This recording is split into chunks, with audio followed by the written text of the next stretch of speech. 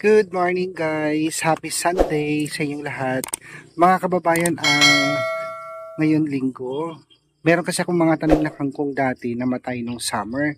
Pero dahil madalas na yung tag-ulan, ayan, kukuha ako at ibibigay ko sa mga girls. Tamang-tama kasi may mga stock silang isda. Yan, pwede nilang pangsigang. So ito yung mga kangkong ko guys. Tingnan niyo po. Yan. Tinatanim ko yan pag naulan. Pero pag summer nalalanta. Ito. Pero ngayon tumubo na siya. Dito lang sa likod ng bahay ko po. Ito naman yung saging dati na galing doon sa Davao, Lakatan. Ang tagal niya lumaki. Hindi yata siya hiyang dito sa probinsya ng Abra. Meron na siyang isang bunga. Ay ano tawag dito? Yan. Para dumami siya. So, samahan niyo ako guys at kukuha tayo ng kangkong para ibigay ko doon sa mga girls. Para meron po silang stocks. At panghalo na rin sa sinigang na isda.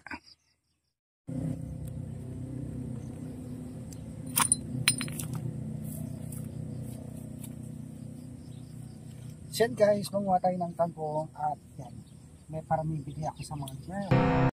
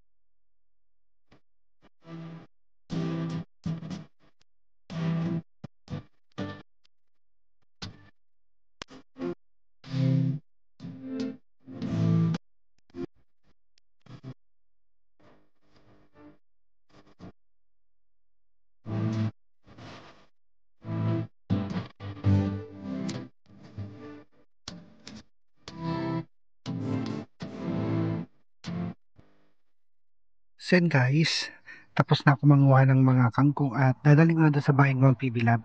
Pero ito lilinisan ko na lang para para maging mataba yung mga tangkay ng kangkong. Lilinisan ko yung mga damo na yan pag malinong na. Medyo mainit pa kasi ngayon guys kaya hindi ko siya malinisan.